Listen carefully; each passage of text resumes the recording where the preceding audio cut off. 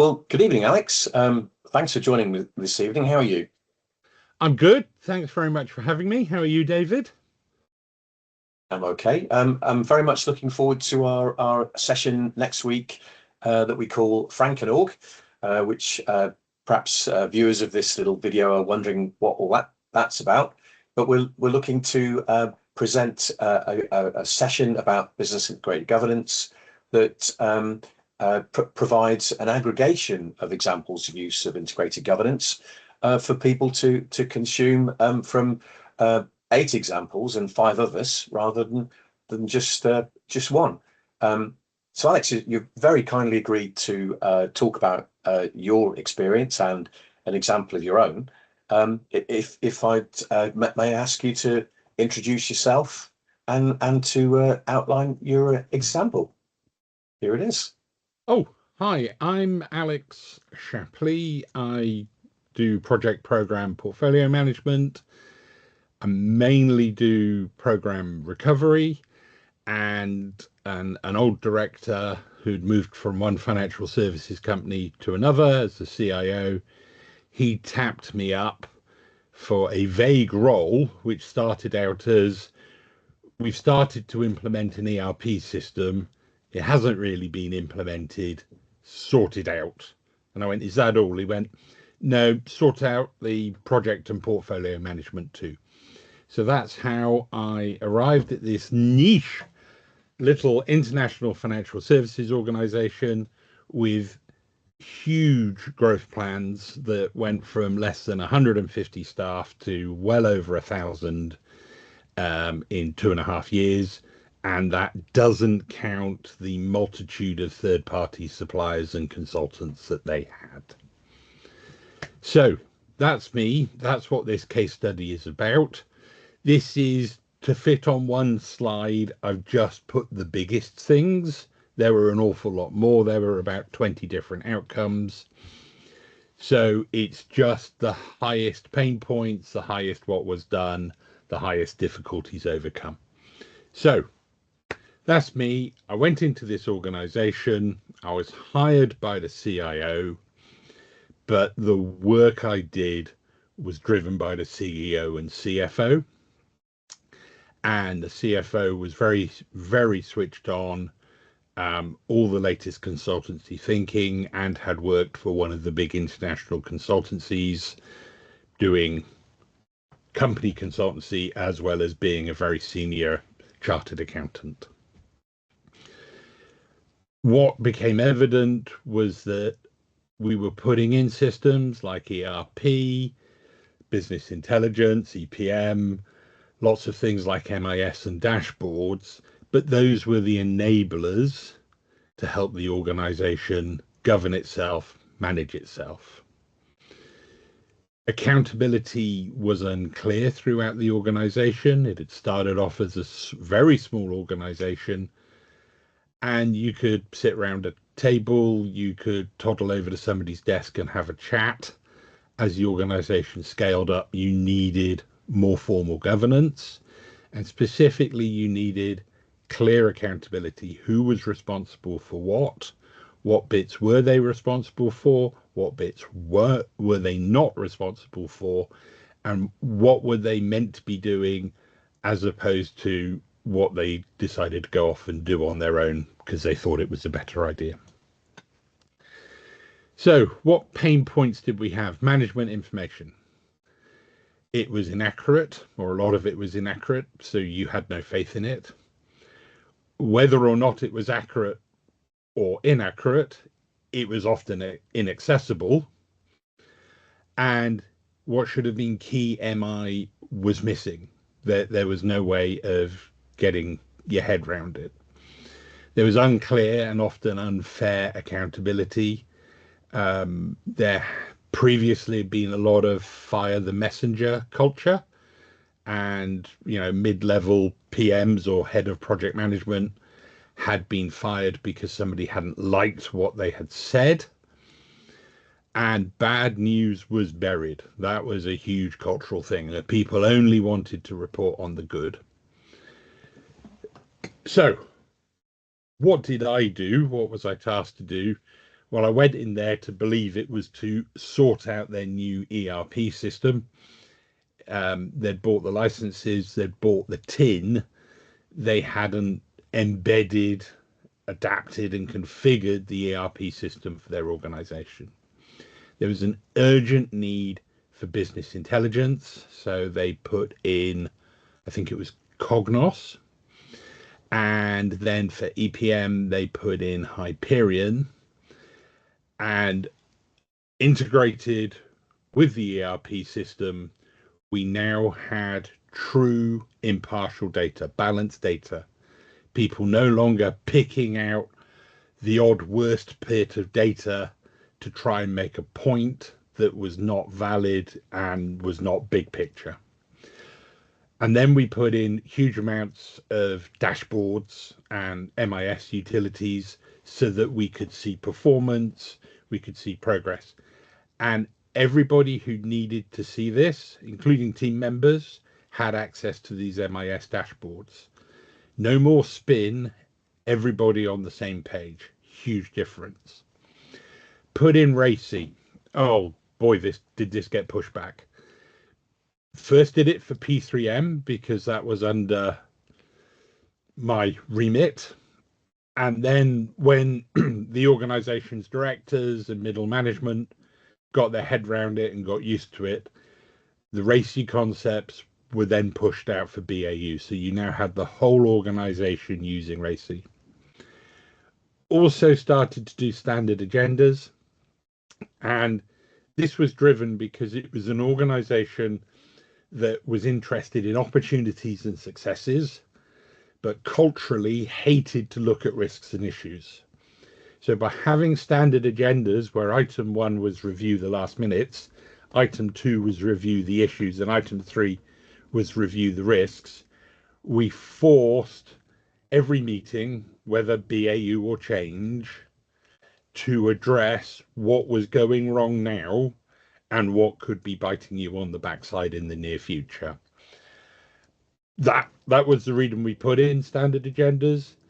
This turned out to be extremely effective, far better than we thought. And this was also rolled out to BAU, whereas previously it was just in P3M. If I just carry on, what difficulties did we overcome? Pushback against accountability. This was huge. Everybody wanted to put their hand up for the successes. Everybody wanted to crawl into a corner and point at somebody else when things weren't going so brilliantly. I would say of all the things I did, implementing RACI had the biggest pushback. We also had a huge pushback against transparent and balanced MI. And I would say also shared MI. The fact that we were sharing internally information that there was no reason, even some junior people couldn't see, it meant that everybody was on the same page. But it also meant that everybody could see which directors were performing and which directors were underperforming. This, again, maybe it's just a cultural thing, did not go down well. And again, the pushback against previously, they'd only be reporting on the successes and opportunities.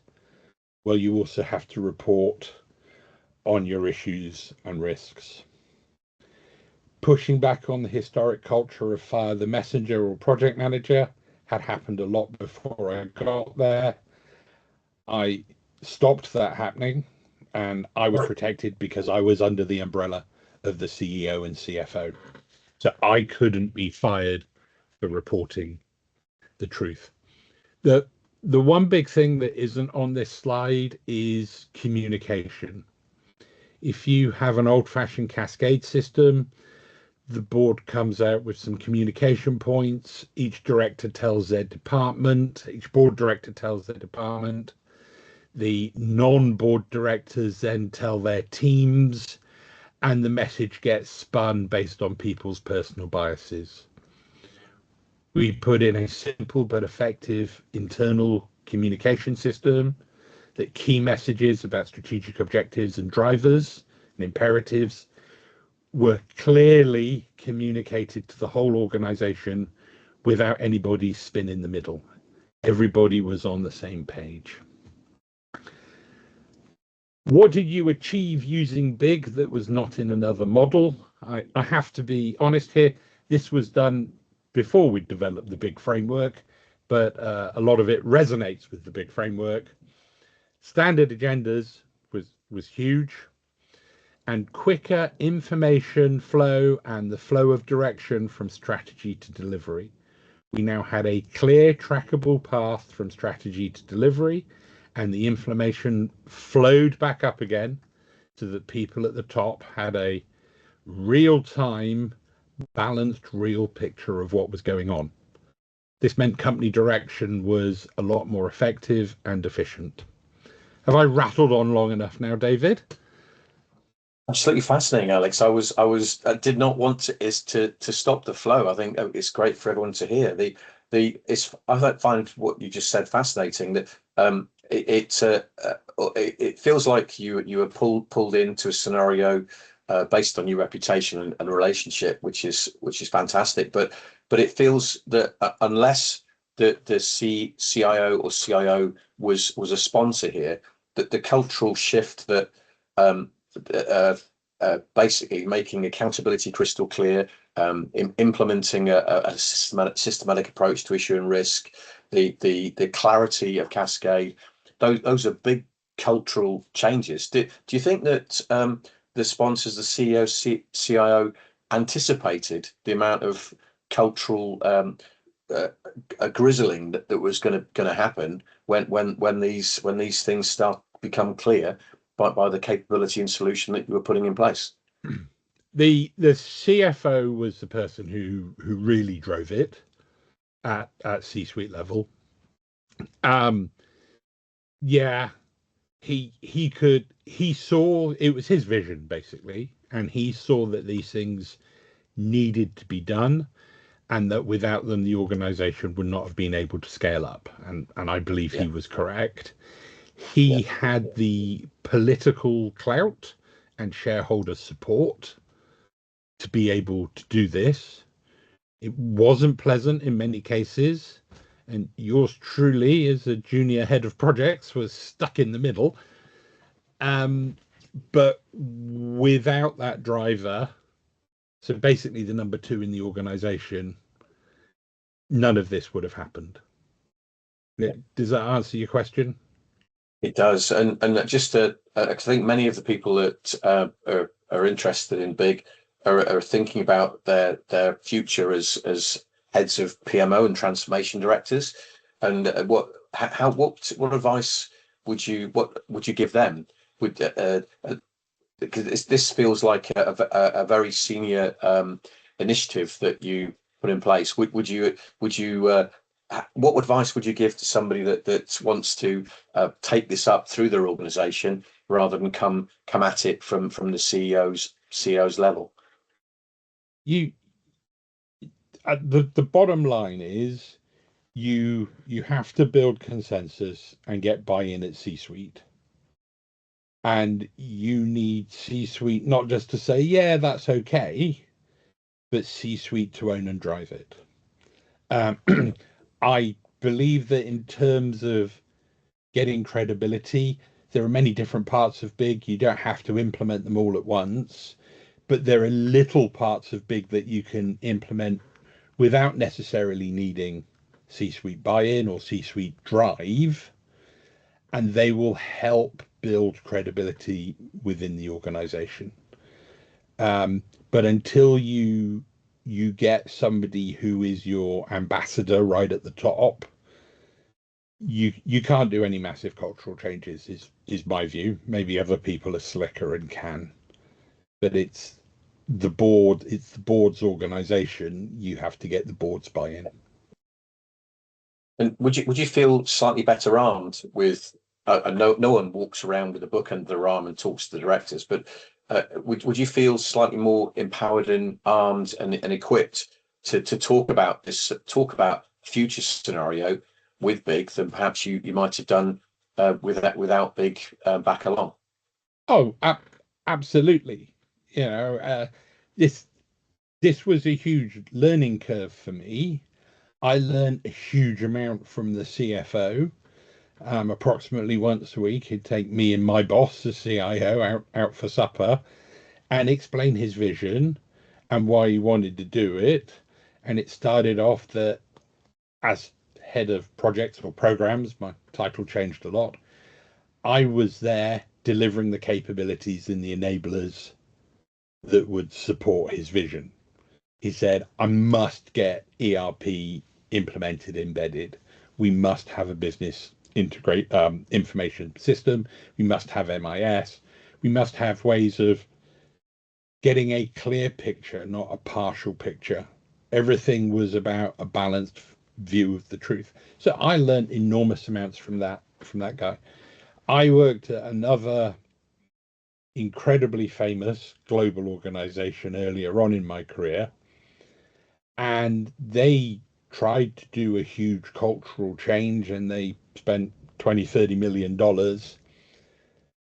But the end of the day, when they presented it to their board directors, the board directors said, yeah, very nice, we're not going to do it for whatever reason, and it got canned. Maybe they did some tiny little, quick wins that they found, but the big cultural changes never happened. This organization, the changes happened because of that drive at the top. And you ADCAR, build a consensus, this, that, and the other.